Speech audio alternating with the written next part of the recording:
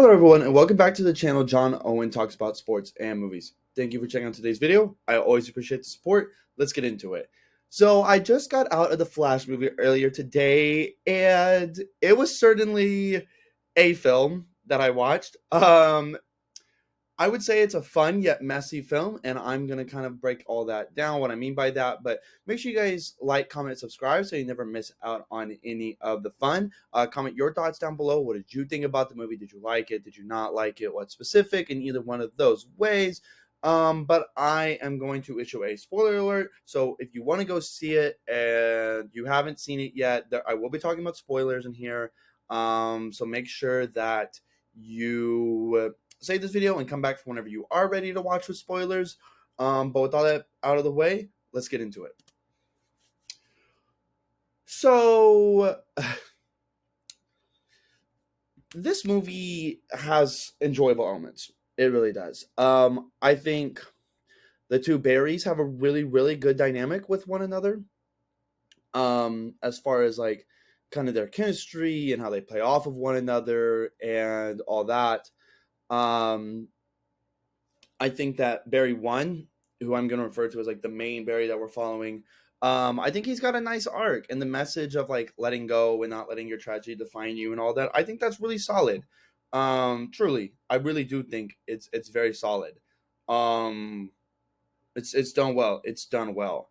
Um, and so this movie made me realize that if like Ezra Miller was not like a horrible person, and B would have kind of gotten the chance to like fully be Barry, like if the DCU had kind of gone right instead of the very messy mess it became before it gets rebooted. I think Ezra Miller could have been a really solid Barry Allen. I really do think that. I think he portrays the right kind of energy that we associate with Barry. Kind of like a little awkward, a little dorky, but ultimately very competent.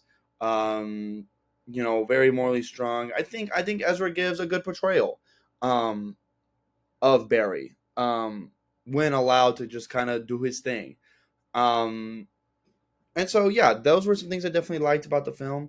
Um, it was cool to see like Keaton and Ben Affleck, be um, see them again, especially Michael Keaton because he's got the larger role. Him as back as Batman. While small, and she definitely should have had a larger role in the movie. I liked Supergirl in the film. She's like pretty stoic and not like a super big personality, but I think that's fine. I think that she serves a good solid role in the movie. I really do think that. Um, those are the things that I enjoyed. Oh, and the moment where like Barry like tells his mom goodbye finally, very well done. Very emotional. Very emotional. Um so those are the things I enjoyed. Um I think overall though this movie is really just kind of all over the place and just a really big mess truly. Um okay, let's be honest with ourselves. The third speedster, that being Barry was so obvious. So obvious. Like it was so damn obvious that it was Barry. Especially if you've seen the Flash show at all, because that is totally Savitar inspired armor. Totally. So like I knew as soon as I saw it, I was like, that's gonna be Barry. And I was right. And so the twist was very unceremonious. Especially like as soon as Barry 2 got like kind of the claw thing stuck in him, it was so obvious. So that like completely deflated. I think this movie like also kind of breaks its own time travel rules, like a little bit. Um I think it was doing good and being consistent on the rules. Every single time travel movie does this. And I really mean that. I really mean that every single time travel movie, almost every single one, breaks its own rules. because it's like, well, if the two Barrys can exist in the same timeline, then why does killing Barry, in killing Barry 2, the young him, get rid of like the Savitar equivalent, um, basically. So like, I was like, okay, that doesn't make sense. That's like completely against the rules. I don't understand why they, um, why it worked right there when I don't think it would have worked anywhere else. Um, and the fact that like just because those berries were out of existence, now those worlds are just gonna like stop colliding. That didn't really make a lot of sense. I just think they just like throw a lot in there at the end, and it just gets like really, really, really messy. Like very messy. Um, like the cameos were cool, like the really old Superman, and then the Nicolas Cage Superman was cool. Um, that was cool. Um, but it's just really, really messy. Like just kind of all over the place. The movie is just like not really consistent in its plot, and like all these things. And so I just think it just gets I just think they throw too much in at the end, and then like he resets the timeline, but now it's George Clooney, and so I just felt like this movie became very reliant on like the cameos to kind of carry the end, when it didn't necessarily.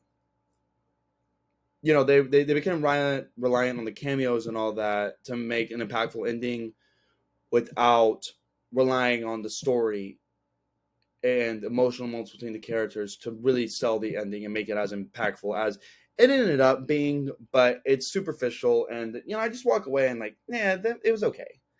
It was okay.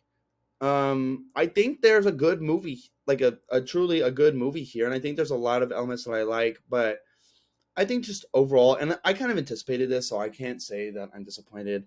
There's just a lot in this movie, and I don't feel like they do just an exceptional job balancing it all.